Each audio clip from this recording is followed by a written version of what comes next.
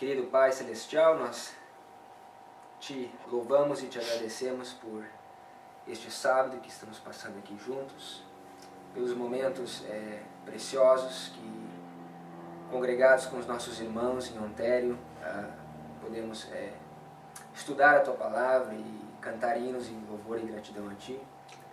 Também orarmos e colocarmos em oração os nossos pedidos e nossas súplicas. E agora, Senhor, mais uma vez, nessa hora, nós queremos pedir o auxílio do Espírito Santo ao abrirmos a palavra dos profetas. Que possamos fazer bem e atender, Pai, como uma luz que ilumina um lugar escuro, a fim de que nosso Senhor Jesus, a estrela d'alva, possa nascer em nosso coração e assim tenhamos uma experiência viva, real e única contigo. Que o leão da tribo de Judá venha abrir o livro ao nosso entendimento. E que o mesmo anjo que o Senhor enviou a Daniel, a William Miller, o Senhor venha enviar a nós também nesta hora, ao abrirmos a palavra dos profetas. Ao nosso pedido e a nossa oração. Em nome de Jesus. Amém.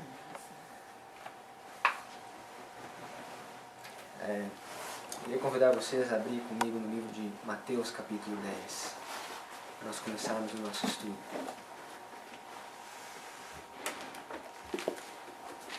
Mateus, capítulo 10.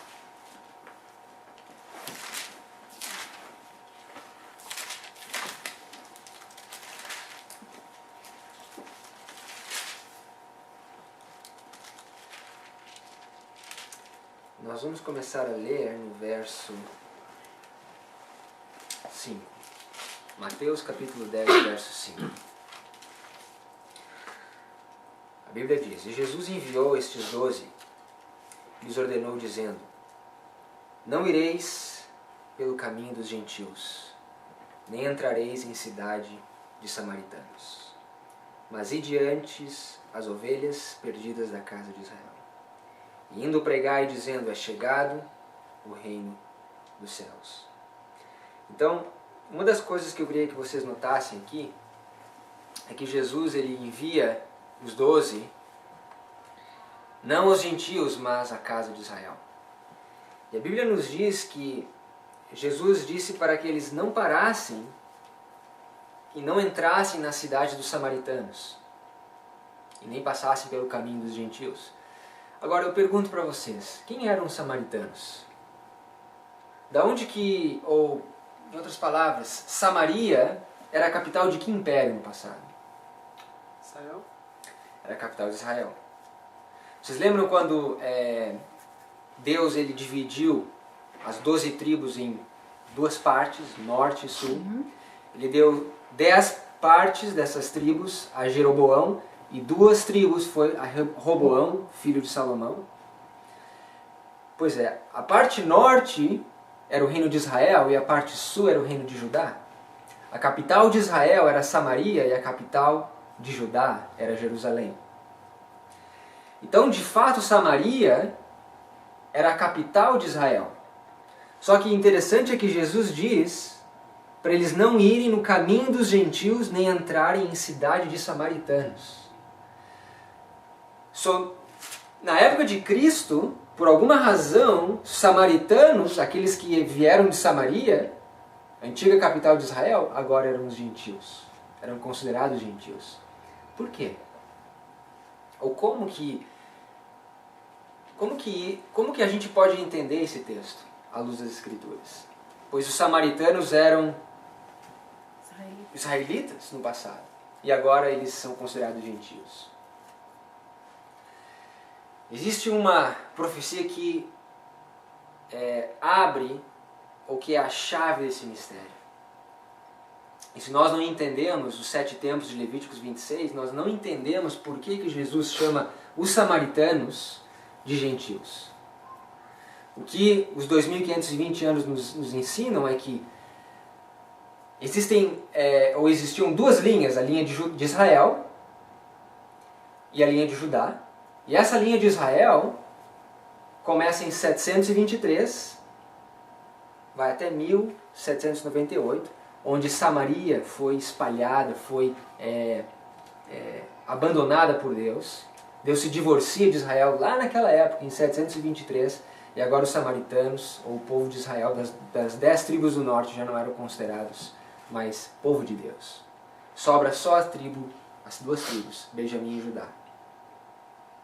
Só que nós sabemos também, ao estudarmos as profecias, que Judá foi mais fiel que Israel, mas acabou andando no mesmo caminho da sua irmã Israel, e acabou apostatando da fé também, e acabou sendo espalhado.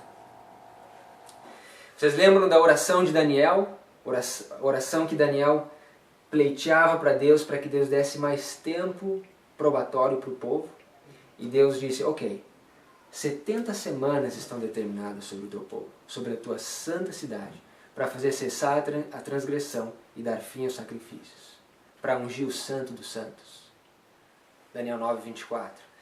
Deus dá mais 490 anos para o povo de Judá se arrepender, né, se converter e dar fim aos pecados. E esse período, ele acaba no ano 34, quando Estevão é apedrejado pelos próprios judeus. Ou seja, o mesmo povo que crucificou o Messias acaba apedrejando o primeiro mártir da história cristã. E ali a senhora White nos diz que Deus se divorcia do povo judeu de uma vez por todas.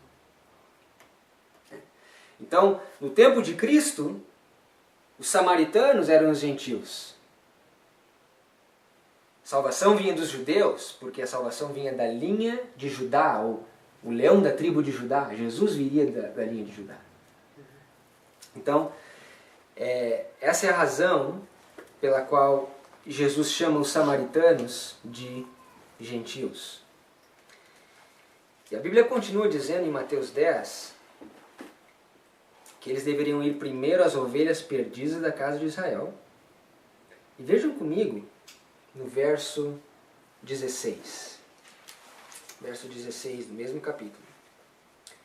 Eis que vos envio como ovelhas ao meio de lobos. Portanto, sede prudentes como as serpentes e inofensivos como as pombas. Quem são esses lobos aqui que Jesus está enviando os discípulos? As ovelhas perdidas de Israel? É triste a gente reconhecer isso, mas esses lobos que Jesus está advertindo os discípulos é o próprio povo. As ovelhas perdidas da casa de Israel.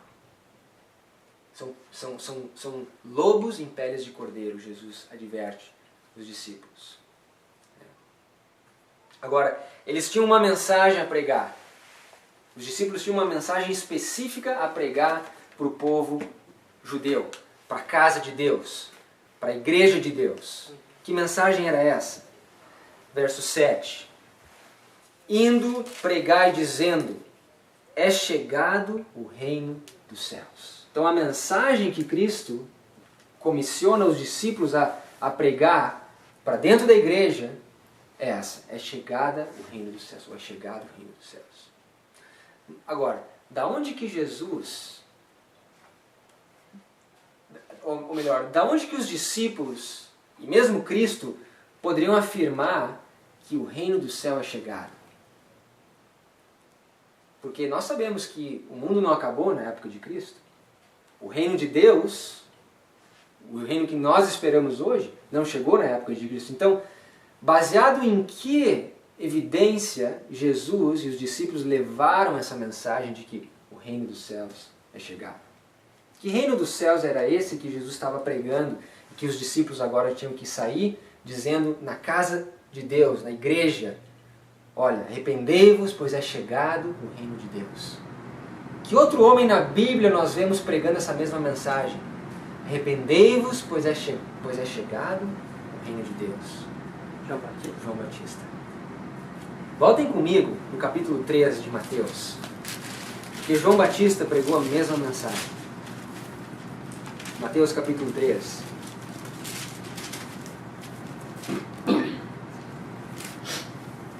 Veja só o que a Bíblia nos diz no verso 1. Naqueles dias apareceu João o Batista pregando no deserto da Judéia e dizendo, arrependei-vos porque é chegado o reino dos céus. Então, a mesma mensagem de João era a mesma mensagem de Cristo e dos discípulos. é chegado o reino dos céus. Agora, da onde que João poderia afirmar com tanta certeza que era chegado o reino dos céus? Que reino dos céus era esse que estava prestes a chegar? Da onde que ele tirava isso? Da onde que ele tirou isso? Eu queria que vocês fossem comigo no livro de Daniel, no capítulo 9. Porque João era um estudante de profecias e ele tinha um embasamento muito forte para pregar de que o reino dos céus havia chegado. Arrependei-vos, porque o tempo probatório de você está acabando. O tempo da graça, como a gente fala lá no Brasil, o tempo da graça, a porta da graça, está prestes a se encerrar, está prestes a se fechar. Daniel 9, 24 foi o texto em que João Batista e Cristo basearam essa mensagem. Okay? É chegado o reino dos céus. Veja só no verso 24. 70 semanas estão determinadas sobre o teu povo, sobre a tua santa cidade, para cessar a transgressão, dar fim aos pecados, para expiar a iniquidade, trazer justiça eterna, selar a visão e a profecia, e para ungir o Santíssimo. Então, essas 70 semanas que estavam determinadas sobre o povo judeu, ou esses 490 anos que Deus deu extra, ou um tempo extra, um tempo probatório extra, estava prestes a se encerrar. Ok? Prestes a se encerrar. E baseado nisso, baseado no livro de Daniel, João Batista diz, é chegado o reino de Deus. A porta da graça está se encerrando. O tempo de você se arrepender é agora. Não há mais tempo a perder. Então a mensagem de João, a mensagem de Cristo era baseada no livro de Daniel. Okay? Conseguem enxergar isso? Por que eu estou enfatizando tanto isso? Porque nos nossos dias, a mesma mensagem, é chegado o reino de Deus, está baseada no mesmo livro, no livro de Daniel. Que por sinal, a Bíblia compara esse livro como o favo de mel. É um livro que é doce como mel. Vejam comigo no livro de Ezequiel. Ezequiel capítulo 2.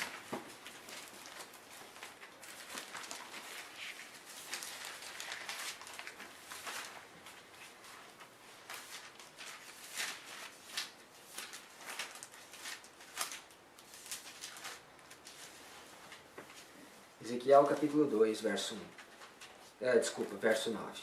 Ezequiel 2, 9. Então vi, e eis que uma mão se estendia para mim, e eis que nela havia um rolo de livro. Estendeu-o diante de mim, e ele estava escrito por dentro e por fora. E nele estavam escritos lamentações, suspiros e ais. E depois me disse, filho do homem, come o que achares, e come este rolo, e vai e fala à casa de Israel.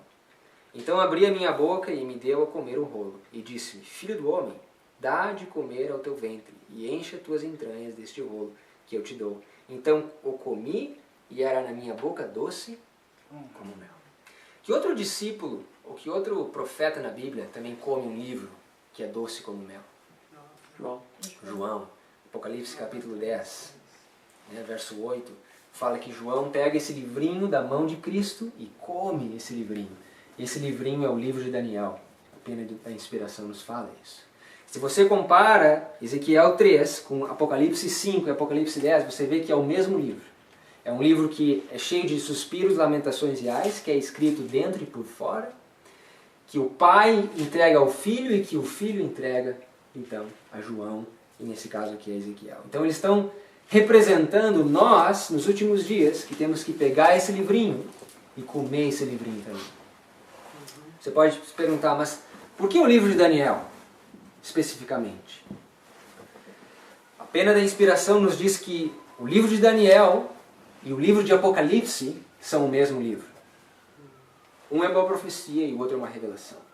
E ela nos diz também que toda a Bíblia se encontra nesses dois livros. Então, o fato de nós comermos o livro de Daniel representa nós comermos a Bíblia inteira.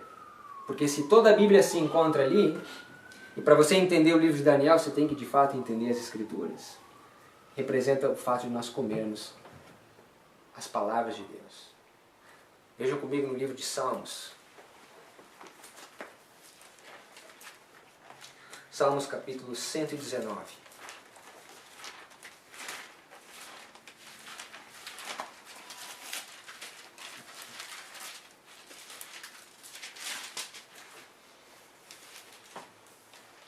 Salmos 119, verso 97.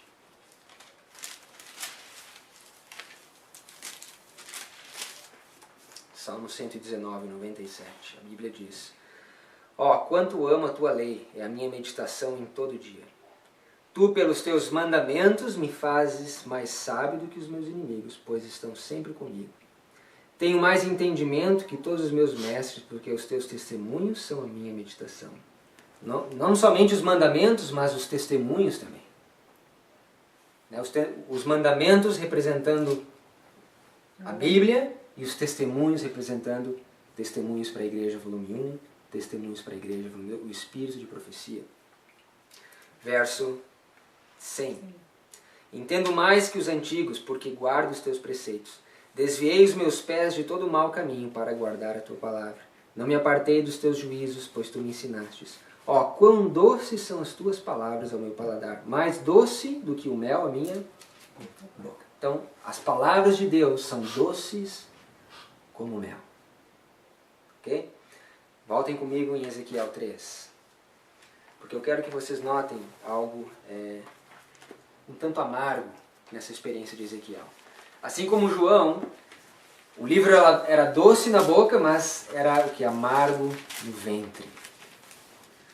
Ezequiel ele passa por essa mesma experiência. Vejam no livro de Ezequiel, capítulo 3.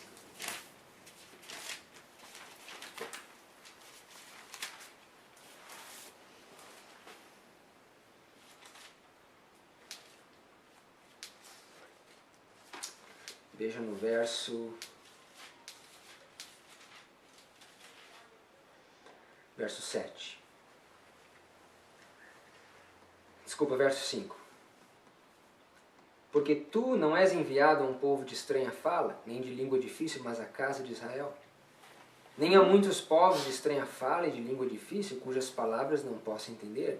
Se eu os tais te enviara, certamente te dariam ouvidos. Mas a casa de Israel não te quererá dar ouvidos, porque não me querem dar ouvidos a mim, pois toda a casa de Israel é de fronte obstinada e dura de coração.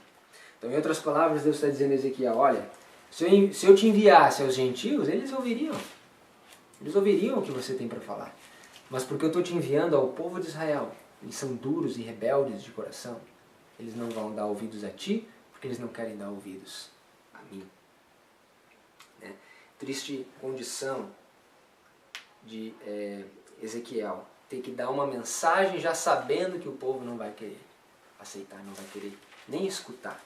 E veja só a experiência que ele passa. Verso 14. Então o Espírito me levantou e me levou e eu fui o quê? Amargurado.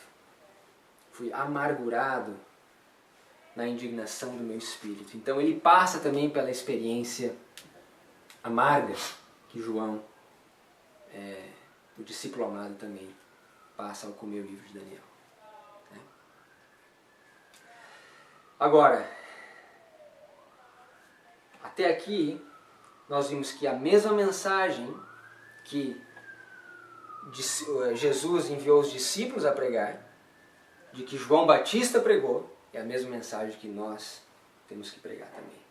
E nós vimos que assim como eles não escutaram, ou as ovelhas perdidas da casa de Israel não escutaram a mensagem, infelizmente nós já temos uma ideia de que as ovelhas perdidas da casa de Israel hoje também não vão querer dar muito ouvido às mensagens.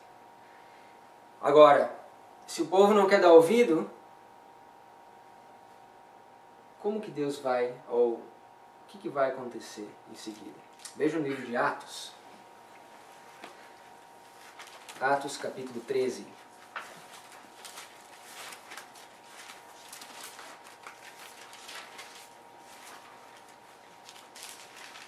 Atos 13.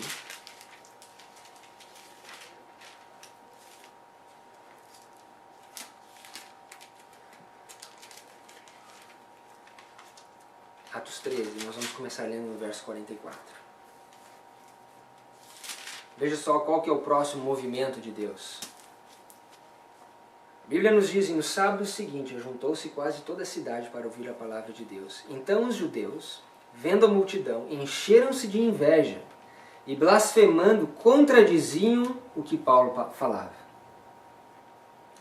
Mas Paulo e Barnabé, usando de ousadia, disseram: era mister que a vós se vos pregasse primeiro a palavra de Deus, mas visto que a rejeitais e não vos julgais digno da vida eterna, eis que nos voltamos para os gentios. Então, o fato do povo não querer escutar as palavras, rejeitar e querer contradizer as palavras de Paulo, faz com que eles sacudam as poeiras das suas sandálias e se voltem agora para os gentios. Veja no capítulo 18 de Atos. Atos 18.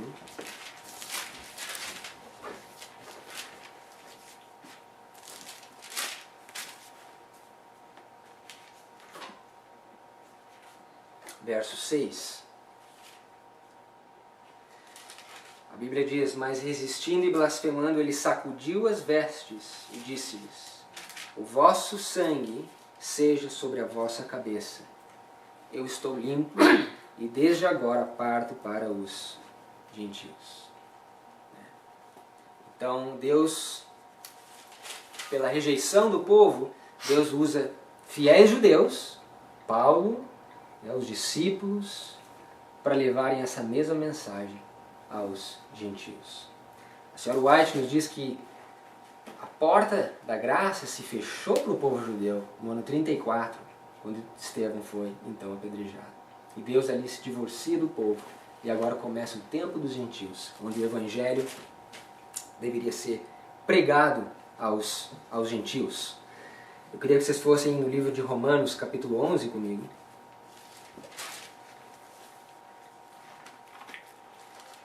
Romanos capítulo 11.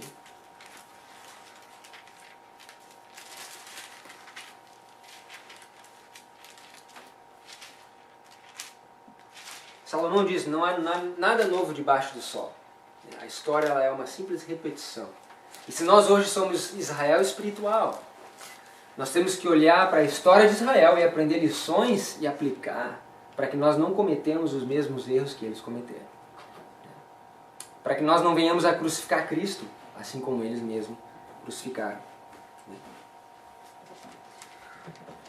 Romanos capítulo 11, verso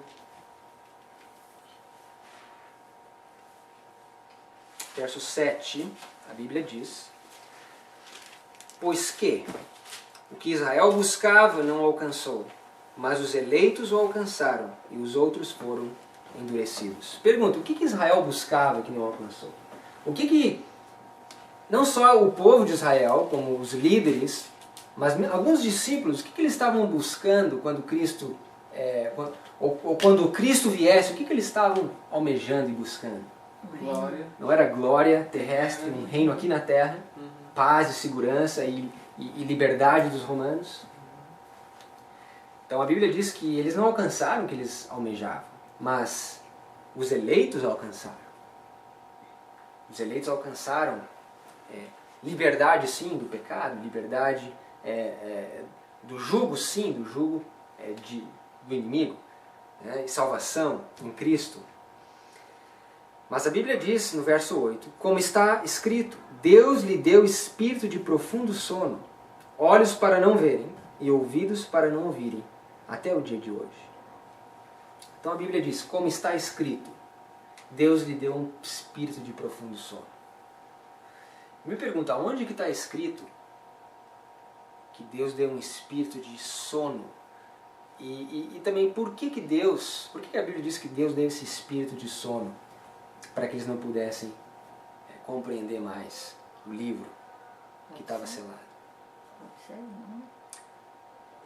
Laodiceia, a gente pode ver claramente a nossa condição de laodiceana nessa passagem. Eu queria convidar que vocês fossem comigo no livro de Isaías, porque Paulo tira esse verso do livro de Isaías, capítulo 29. Isaías 29.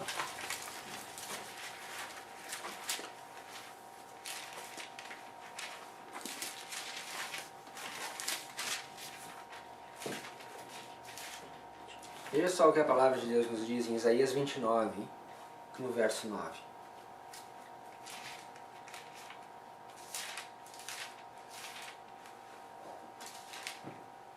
Isaías 29, verso 9. Tardai e maravilhai-vos, folgai e clamai. Bêbados estão, mas não de vinho. Andam titubeando, mas não de bebida forte. Porque o Senhor derramou sobre vós um espírito de profundo sono, e fechou os vossos olhos e vendou os profetas e os vossos principais videntes. Por isso toda visão vos é como palavras de um livro selado, que se dá ao que sabe ler, dizendo, lê isso, peço-te, e ele dirá, não posso porque está selado. Ou dá-se o livro ao que não sabe ler, dizendo, lê isso, peço-te, e ele dirá, não sei ler. Porque o Senhor disse, pois que este povo se aproxima de mim com sua boca e com seus lábios me honra, mas o seu coração se afasta para longe de mim, e o seu temor para comigo consiste só em mandamentos de homens, em que foi destruído. Então, esse povo que a Bíblia se refere aqui não é os babilônicos, não é os egípcios, não é os Edom, Moab e Amon, não, esses são os judeus, o povo de Deus, Jerusalém, a igreja de Deus. Diz que estão bêbados. E por que eles estão bêbados? O que eles andam bebendo que deixa eles bêbados? Porque a Bíblia diz não é vinho, literal. Aqui é uma linguagem espiritual. O que está deixando eles bêbados, titubeando, fazendo com que eles não entendam mais a visão dos profetas? Que vinho é esse? Vinho de Babilônia. Vinho de Babilônia. Eles andam bebendo do vinho de Babilônia. Lembra Apocalipse 17? Aquela meretriz com a taça na mão, com aquele vinho transbordando. Então essas doutrinas falsas, esses ensinamentos que têm entrado dentro do povo de Deus, têm se misturado com o vinho verdadeiro, têm fermentado a bebida. E um pouco do fermento que você coloca na massa vai levedar o pão inteiro. Então, os profetas já são selados, as visões não se entende mais. Ninguém entende mais o livro de Daniel, ninguém entende mais o livro de Apocalipse, Ezequiel, Isaías, não faz o menor sentido. E aí, a Bíblia nos diz, verso 11, que a visão é como um livro selado que dá ao que sabe ler, dizendo, lê isso, peço-te, ele dirá, não posso, porque está selado. Então, as pessoas vão para os pastores, para aqueles que são cultos e estudados, aqueles que sabem ler, os teólogos dizem, me explica aqui. Eles vão dizer, não, está selado, eu não posso explicar.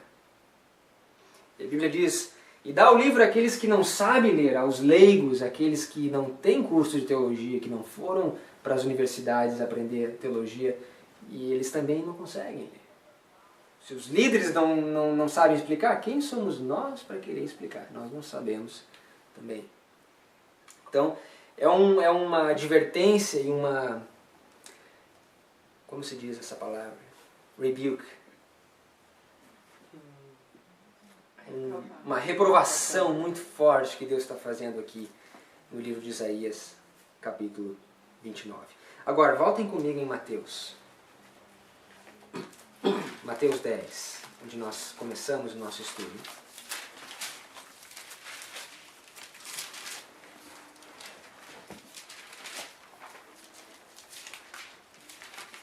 Sabe, uma das maiores argumentos contra todos esses estudos que nós temos feito nos últimos tempos, um dos maiores argumentos contra é quem são essas pessoas que estão trazendo isso? Onde que eles se formaram? São pastores de alguma igreja? Tem curso superior? Quem são eles? E porque a maioria não tem formação, talvez a totalidade não tem cursos de teologia e tudo mais, eles não dão ouvidos. Se nós que estamos na obra há tanto tempo, Deus não... Em outras palavras, se fosse algo tão importante, por que Deus não vem falar para nós que estamos na obra há tanto tempo? Por que foi revelar essas coisas a um fazendeiro? Quem era William Miller, por exemplo? Não era um fazendeiro? Quem era Amós? Não era um catador de figos? Quem era Pedro e João? Não eram pescadores? Por que Deus não pode falar aos simples hoje também? Por que ele tem que ir aos teólogos e aos doutores, os fariseus modernos?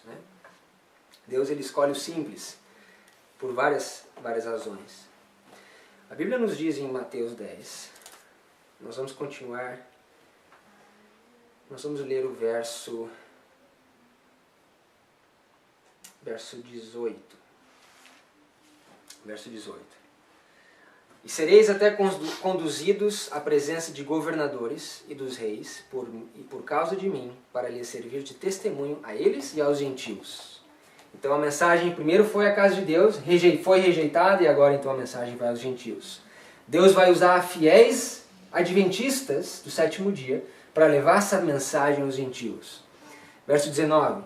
Mas quando vos entregarem, não vos dê cuidado como ou o que haveis de falar, porque naquela mesma hora vos será ministrado o que haveis de dizer. Porque não sois vós quem falará, não sois vós quem falará, mas o Espírito de vosso Pai é que fala em vós. Então, Deus ele vai usar esses fiéis judeus modernos para levar a mensagem perante reis, perante governadores e perante os gentios. E a Bíblia diz, não cuideis em que há de falar, porque o Espírito de Deus há de trazer as palavras na tua boca. Agora, será que a gente pode esperar que o Espírito de Deus traga as palavras na nossa boca quando nós não temos comido o mel da palavra de Deus, ou o livro que é doce como mel? De que forma Deus vai trazer as palavras na nossa boca se nós não comemos essas palavras? Eu queria que vocês fossem em Deuteronômios 32, porque o Espírito de Deus nos últimos dias é simbolizado através de vários símbolos, mas especialmente através de um símbolo.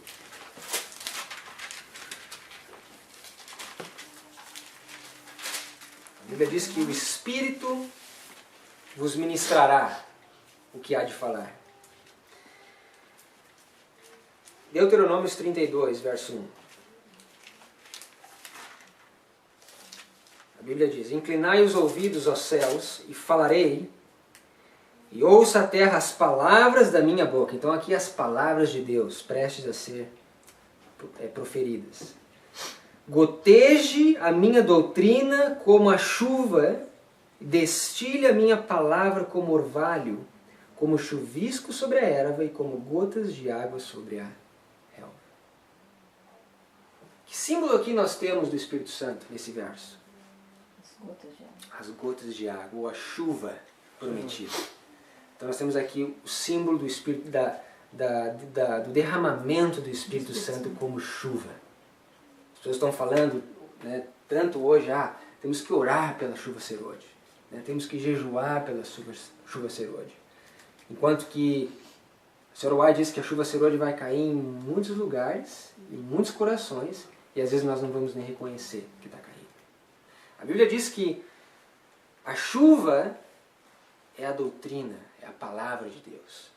Goteje a minha doutrina como chuva. Destile a minha palavra como orvalho. A chuva serôdia, para que ela produza a experiência da chuva serôdia, que é o poder que ela vai nos dar de pregar com poder, de mesmo curar as pessoas. Primeiro, antes do poder, você tem que receber a mensagem da chuva serôdia. Ela é uma experiência, sim, mas ela é uma mensagem também. E esses judeus que vão levar essa mensagem aos gentios, eles precisam da chuva serôdia para ter sucesso nesse trabalho. Será que a gente teve alguma ocasião na história em que fiéis judeus receberam o derramamento do Espírito Santo para levar essa mensagem aos gentios? Como que a gente chama esse? Pentecostes? O Pentecostes. Pentecostes foi isso. Eles receberam o Espírito Santo para eles levarem as mensagens aos gentios. E eu tenho falado isso. A chuva serôdia é muito mais para os gentios do que para nós. Às vezes a gente tem essa má interpretação de que a chuva serôdia vai nos transformar, vai nos santificar, vai nos limpar. Mas Deus tem guardado a chuva serôdia muito mais para os gentios, para que eles sejam alcançados, do que nós mesmos. Nós temos que receber a temporã, e vamos receber a serôdia, sim, vai nos purificar, vai nos santificar, para que nós levemos essas mensagens aos gentios. Okay? Essa é a razão da chuva serôdia. Uma doutrina, né? Uma mensagem.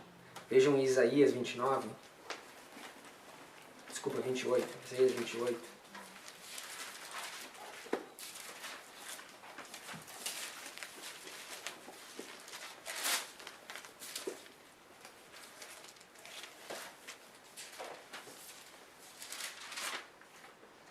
Isaías capítulo 28.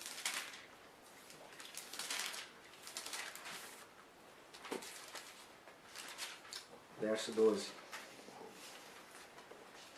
Na verdade, verso 9. A Bíblia diz: a quem, pois, se ensinaria o conhecimento, e a quem se ensinaria a entender doutrina? Se daria a entender doutrina, desculpa. Ao desmamado do leite, ao arrancado dos seios? Porque há mandamento sobre mandamento, linha sobre linha, regra sobre regra, um pouco aqui, um pouco ali. Assim por lábios gaguejantes e por outra língua falará este povo, o qual diz: este é o descanso, dai descanso ao cansado, e este é o refrigério, porém não quiseram ouvir. Então o refrigério que Isaías está falando aqui é a chuva serôdia. Se você faz uma pesquisa no Espírito de Profecia, refrigério, você vê que ela conecta essa palavra com o derramamento da chuva serôdia. O refrigério prometido aqui é mandamento sobre mandamento, linha sobre linha, regra sobre regra. Um pouco aqui, um pouco ali. Nós poderíamos ficar aqui só nesses versos a tarde inteira. Mas uma das razões, que eu acredito que ela diz mandamento sobre mandamento, regra sobre regra, um pouco aqui, um pouco ali, é a forma que nos últimos dias nós teremos que estudar as Escrituras. Nós chamamos esse método, que é o mesmo método que Miller usou para estudar as Escrituras, nós chamamos de o método do texto provado, ou do Proof Text Method. O método de você examinar as Escrituras provando um verso com outro verso, um verso e um verso. A Bíblia diz: pela boca de 2 ou 3 testemunhas se estabelece toda a palavra. Ou seja, se nós conseguimos encontrar 2 ou 3 vezes a mesma verdade nas Escrituras, é porque está estabelecido. Esse método de comparar a Escritura com a Escritura é que vai trazer o refrigério. Okay? Também a Bíblia diz linha sobre linha. Você colocar as linhas reformatórias uma em cima da outra e comparar os landmarks, como chama? Os marcos históricos, né? Os acontecimentos também traz doutrina, conhecimento e o refrigério. Atos capítulo 3, mostrar para vocês que o refrigério é a chuva serôdia, sem precisar usar o espírito de profecia. Atos 3 nos fala sobre esse mesmo refrigério, verso 19. Atos 3, 19. A Bíblia diz: arrependei-vos, pois, e convertei-vos para que sejam apagados os vossos pecados e venham assim os tempos de refrigério pela presença do Senhor. Ok? Grande Conflito, página 611, nos diz que esse refrigério de Atos 3:19 é a chuva serôdia. Ok? Grande Conflito 611. Agora, o que nós vimos até agora? Que Cristo envia os discípulos com uma mensagem baseada no livro de Daniel, uma mensagem de fechamento probatório para o povo de Deus. É chegado o reino de Deus, ok? Por alguma razão, pela rebeldia e orgulho do povo, eles rejeitam essa mensagem. E agora Deus usa fiéis judeus para levar essa mesma mensagem aos gentios. Okay? Nós vimos que esses fiéis judeus, eles precisam ter o derramamento do Espírito Santo nas suas vidas, a chuva serôdia e temporânea, para que eles possam levar essa mensagem com sucesso. Nós vimos que essa chuva serôdia não é só uma experiência, mas é a mensagem que traz a experiência. Linha sobre linha, regra sobre regra, um pouco aqui, um pouco ali. Ok? Nós poderíamos ir em Jeremias 6,16, que nos diz também que o refrigério está conectado com as antigas veredas. Okay?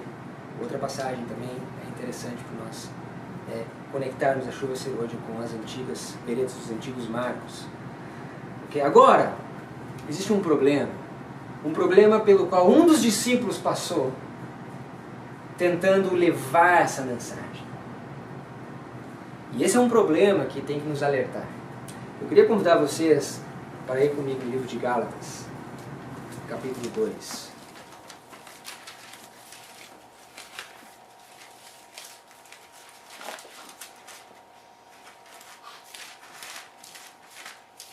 Gálatas, capítulo 2.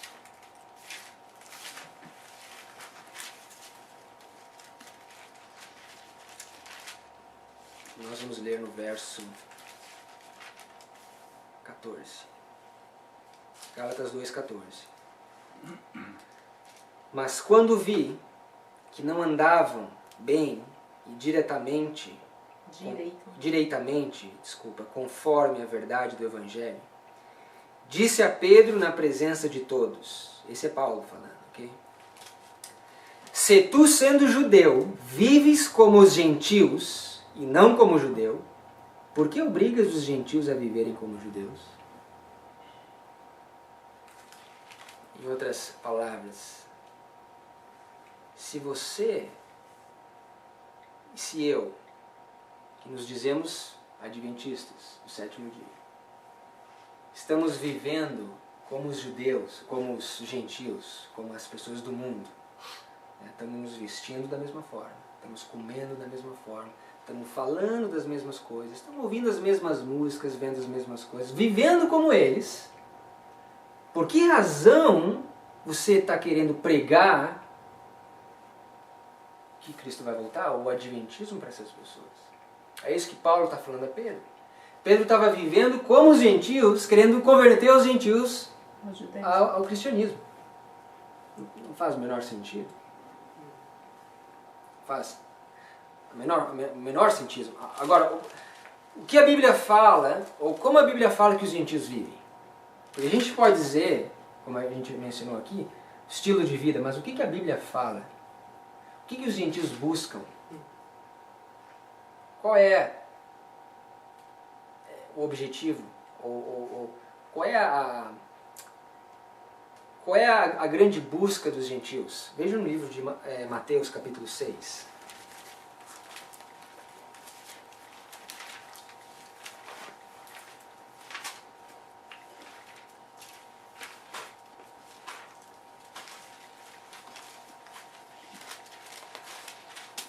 Mateus capítulo 6.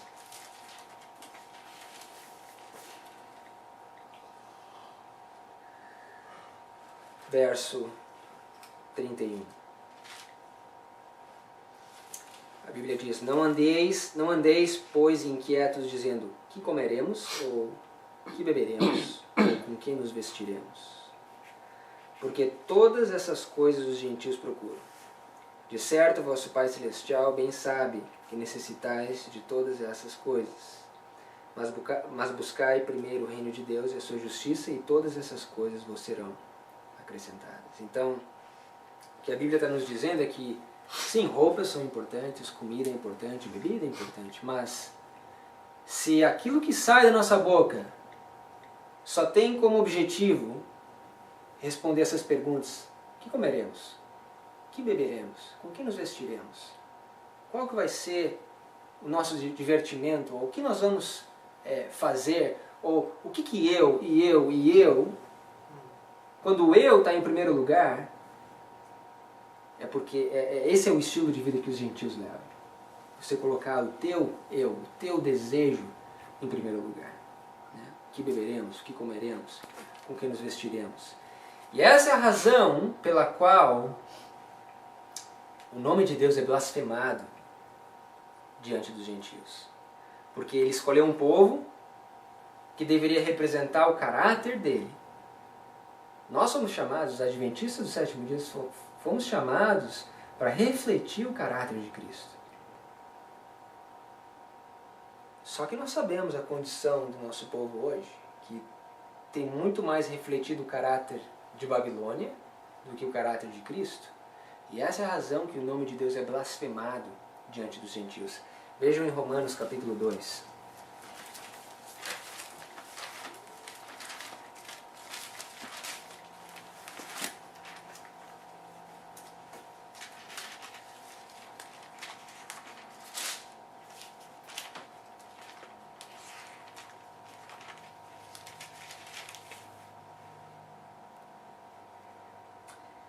Veja no verso 17.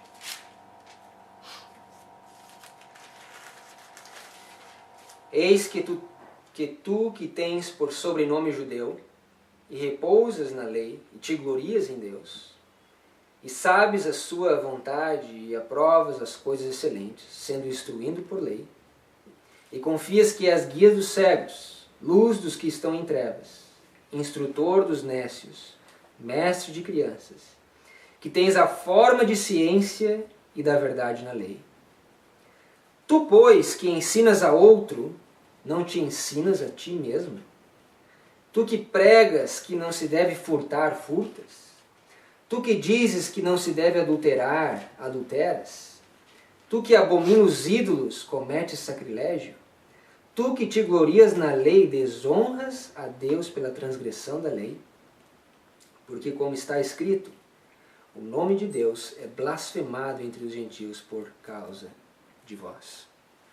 Então, por todas essas razões aqui, daqueles que professam piedade, mas negam a eficácia dela, por aqueles que dizem guardar os mandamentos de Deus e o testemunho de Jesus, aqueles que dizem ser os guardadores dos oráculos de Deus nos últimos dias, por eles viverem como os gentios, o nome de Deus é blasfemado diante dos gentios.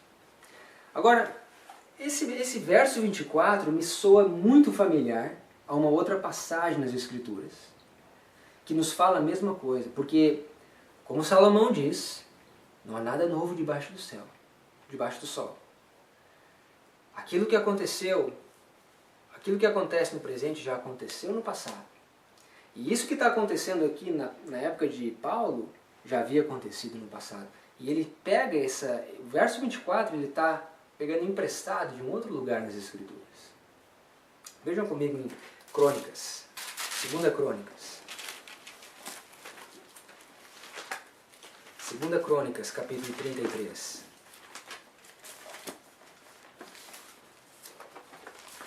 E para nós que somos estudantes de profecia, essa passagem ela é muito significativa. Ok?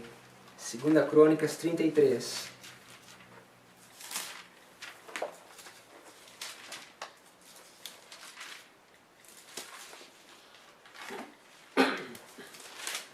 Verso 9. 2 Crônicas 33, verso 9. E Manassés tanto fez errar a Judá e os moradores de Jerusalém, que fizeram pior do que as nações ou os gentios, que o Senhor tinha destruído diante dos filhos de Israel. Ou seja, Manassés, nós sabemos que o pecado de Manassés foi a razão de que Judá foi espalhado perante os gentios, de que Babilônia veio e tomou o povo, porque Manassés fez errar a Judá e fizeram pior do que os gentios. Okay? Então, de fato, isso aconteceu no passado. E por causa desse estilo de vida que nós temos hoje, o nome de Deus é blasfemado diante dos gentios. Ok? Agora, vamos para o livro de Gálatas. Eu queria começar a trazer esse estudo para uma conclusão. Gálatas, capítulo 3. Gálatas 3.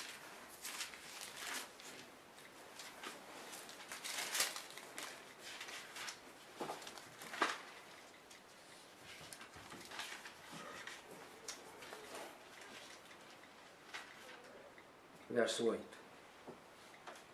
Gálatas 3, verso 8.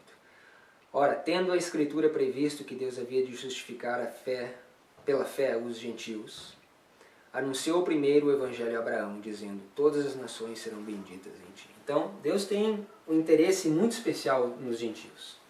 Okay? O povo dele rejeita a mensagem, agora a mensagem vai aos gentios. E Deus vai juntar um povo dos gentios. E eu particularmente acredito que Deus tem mais filhos lá fora do que mesmo aqui dentro. Fora da igreja, existem muito mais cristãos sinceros e verdadeiros que, se tivessem a luz, seguiriam a luz, do que mesmo dentro do aprisco de Deus, muitas vezes. Veja o que a Bíblia diz. As Escrituras, previndo que Deus havia de justificar pela fé os gentios, anunciou primeiro o Evangelho a Abraão. Quem era Abraão no começo? De onde que ele veio? Será que ele veio de Babilônia mesmo? Ou será que ele era um judeu? Ele era um adventista? Ou ele era uma pessoa que estava no mundão? Como a gente diz. Era um gentil ou era um cristão? De onde que ele vivia? Na terra de Ur, não era? Não? Terra de Ur. Onde que ficava Ur? Não pode estar Babilônia, que eu não sei o que é. Os caldeus. O brother Lucas falou, né? Terra dos caldeus. Babilônia. Deus chamou Abraão da Babilônia. Eu queria mostrar isso no livro de Gênesis 11. Para que vocês achem que não sou eu que estou inventando, mas a Bíblia nos dá esse testemunho de que Deus chamou Abraão da terra dos caldeus, que é a Babilônia. Ele era um fiel gentil. Era um fiel gentil, exatamente. Um fiel gentil. A Bíblia diz em Gênesis 11, verso 31. E tomou Terá Abraão seu filho, Aló, filho de Arã, filho de seu filho, e a Sarai, sua nora, mulher de seu filho Abraão. E saiu com eles de Ur dos caldeus para ir à terra de Canaã. Então eles saíram de Ur dos caldeus. Agora, aonde que ficava Ur dos caldeus? Quem eram os caldeus? Vejam o livro de Ezequiel comigo. Vamos deixar a Bíblia responder essas perguntas. Ezequiel 23.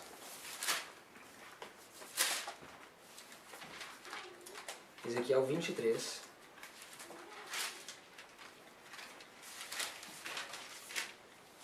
Verso 23. Desculpa. Ezequiel 23, verso 23. A pergunta é, quem eram os caldeus que viviam na terra de Ur, de onde Abraão foi chamado?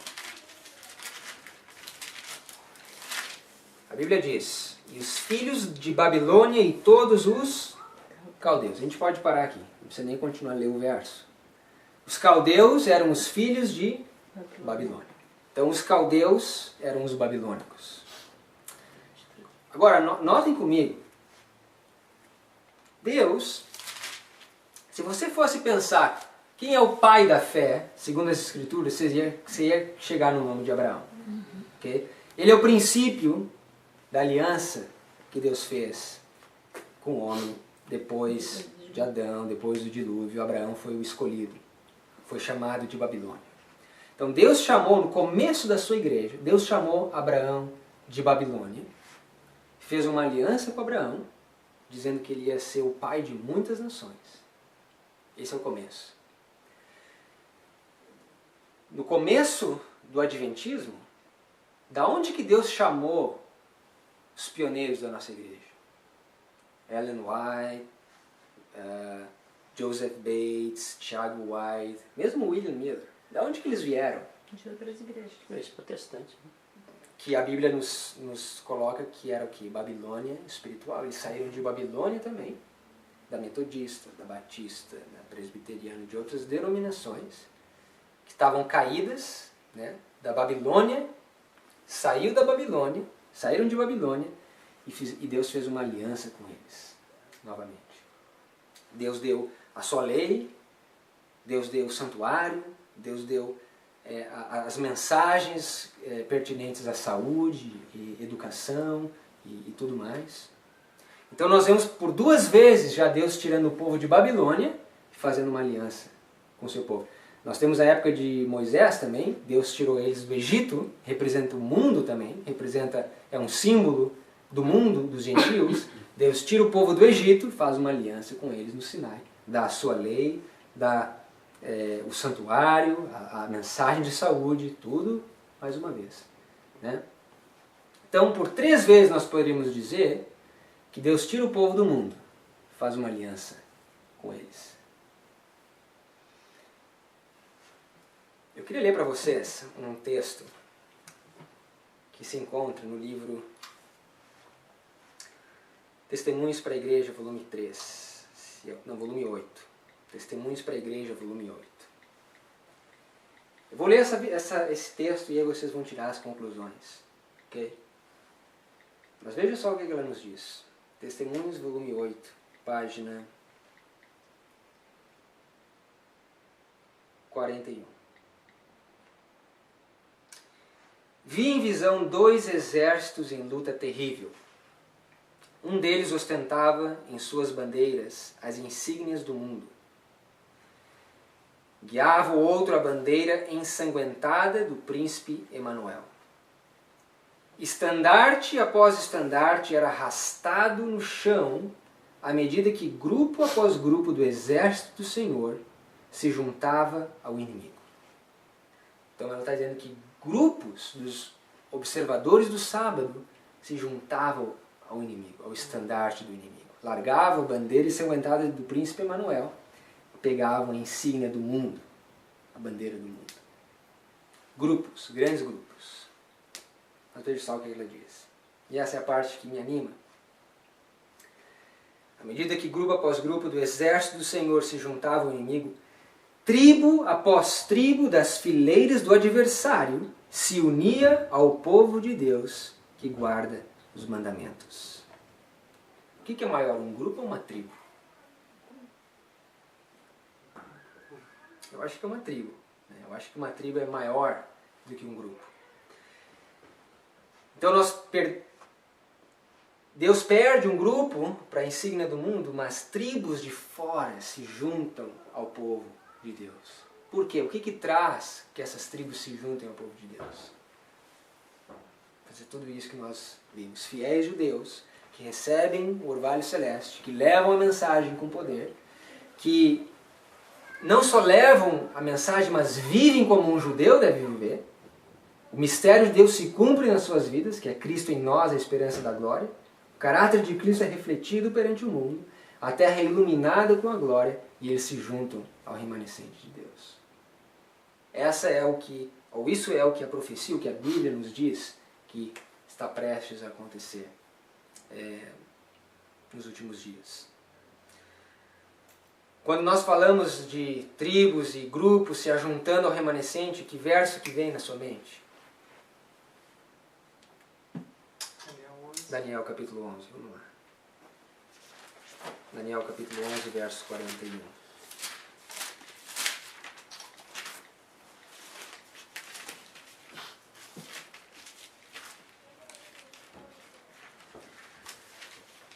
Mais 2 textos, esse mais 2 e nós encerramos. Daniel 11, verso 41. A Bíblia diz, no verso 41, e entrará na terra gloriosa, que é o rei do norte, papado, entrando na terra gloriosa, os Estados Unidos da América, através da lei dominical, e muitos cairão, muitos fiéis que se diziam guardar os mandamentos de Deus e o testemunho de Jesus, cairão. São esses grupos que pegam a bandeira do mundo, largam a bandeira do príncipe Emanuel e agarram a bandeira do mundo. Mas de sua mão, da mão do rei do norte, escaparão estes, Edom, Moabe e os chefes dos filhos de Amon. Esses são as tribos que saem do espiritualismo, do protestantismo apostatado e do catolicismo e de todas as outras religiões caídas e se juntam ao remanescente nos últimos dias. Esses são as multidões que vão se agrupar, que vão encher as fileiras do remanescente nos últimos dias. Edom, Moabe e os chefes dos filhos de Amon. Nosso penúltimo verso se encontra em Amós, capítulo 9.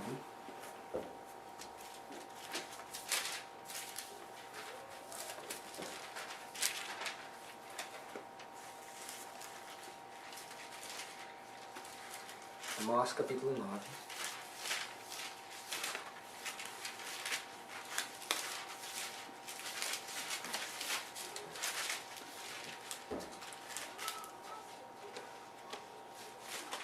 Verso 9.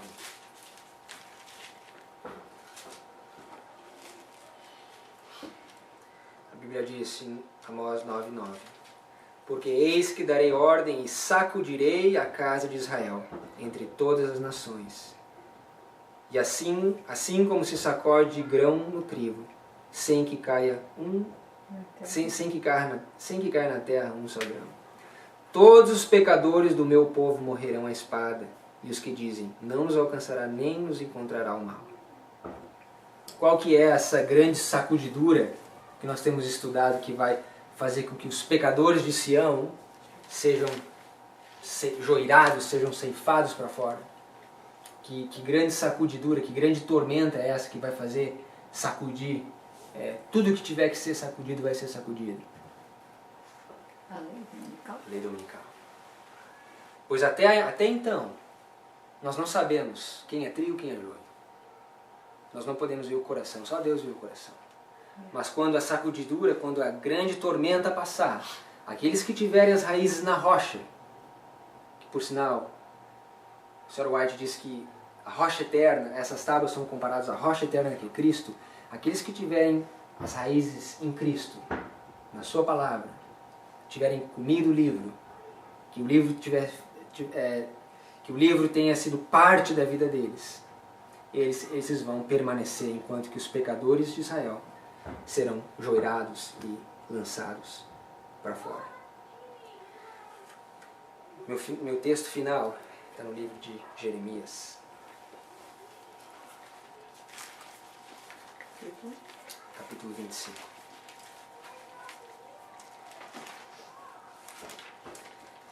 O juízo começa pela casa de Deus. Só que, o que vocês acham? Será que Deus vai deixar Babilônia e os gentios escaparem sem serem julgados também? Não, né? O juízo começa assim com Jerusalém, porque nós temos a luz, nós temos a mensagem, nós temos a maior luz de todos os tempos. Por isso o juízo começa com a gente. E Pedro disse, começa com a gente, o que será o fim dos gentios? Mas depois do juízo começar com a gente, vai para Edom, Moabe, Amon, o Egito e todo mundo vai ser julgado. Jeremias 25 nos fala isso. Verso 15. Jeremias 25, verso 15. Porque assim me disse o Senhor Deus de Israel: toma da minha mão este copo do vinho do furor, e darás a beber dele a todas as nações às quais eu te enviarei. Que copo é esse cheio do vinho do furor que está na mão? Que está na mão de Jeremias. As 7 últimas pragas.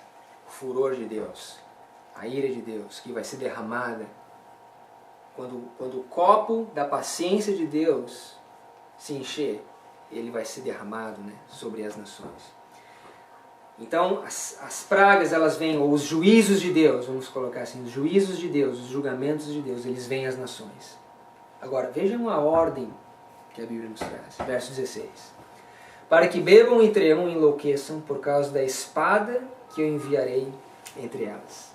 E tomei o copo da mão do Senhor e dei a beber a todas as nações às quais o Senhor me enviou. Qual que é a primeira? Jerusalém, as cidades de Judá e aos seus reis, por causa dos príncipes.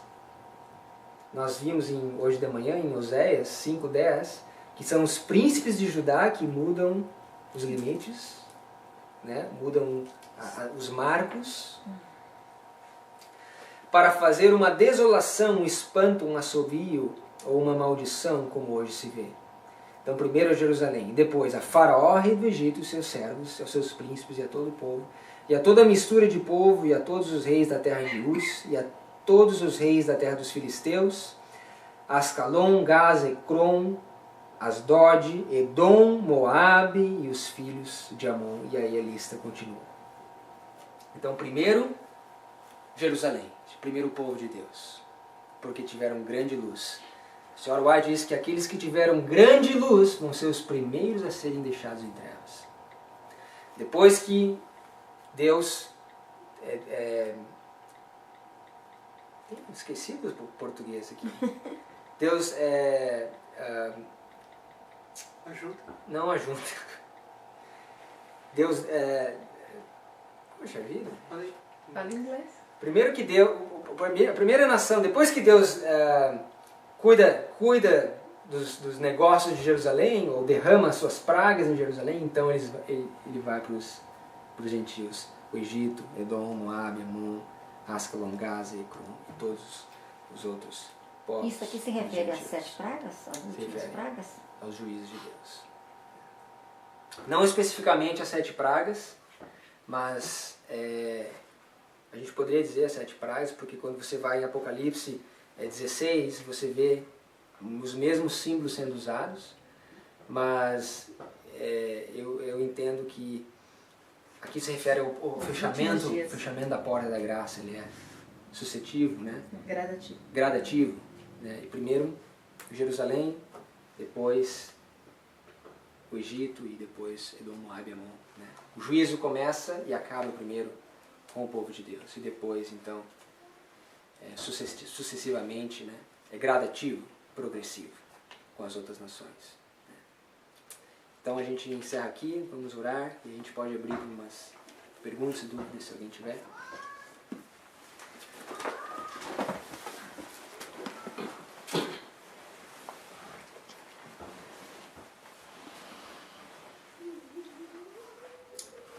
Nosso grande e eterno Deus, nós, em nome de Jesus, queremos agradecer, Senhor, pela palavra dos profetas que tem aberto os nossos olhos aos acontecimentos conectados com o fechamento da porta da graça. Amém. Muito obrigado pela voz da profecia que o Senhor deixou especialmente para essa última geração. Que possamos atender esse chamado, essa advertência que o Senhor tem feito e que possamos colocar a nossa vida em ordem, a fim de que quando as tormentas vierem, quando a tempestade passar, possamos estar com a nossa casa e com a nossa vida em ordem e com as nossas raízes enraizadas e fundamentadas na rocha eterna que é Cristo Jesus. Ajuda-nos a comer cada vez mais a Tua Palavra, que ela seja doce como mel em nossa boca, Pai. Mesmo que a experiência venha a ser amarga, mesmo que sabemos que temos que mudar muitas coisas e reformar nossa vida, a Tua Palavra diz que para aqueles que têm fome e sede de justiça, tudo amargo é doce. Por isso, Pai, nós rogamos a presença do Teu Espírito em nossa vida, que possamos continuar recebendo o orvalho celeste, a chuva temporal e serôdia, que caia como doutrina, como mandamento sobre mandamento, linha sobre linha, regra sobre regra na nossa vida, e que assim possamos desfrutar do refrigério pela presença do Senhor. E venhamos a arrepender-nos e converter-nos para que nossos pecados sejam apagados e assim possamos desfrutar dessas bênçãos sem medidas que o Senhor tem reservado para nós nos últimos dias. Amém. Dá-nos a tua paz, a tua bênção e muito obrigado por essas horas sabáticas que já se encontram no fim. Que essa semana venha a ser uma semana de vitórias ao Teu lado, Pai, e que possamos durante a semana fazer a preparação necessária para mais uma vez entrarmos no Teu descanso. Pedimos essas bênçãos em nome de Jesus. Amém.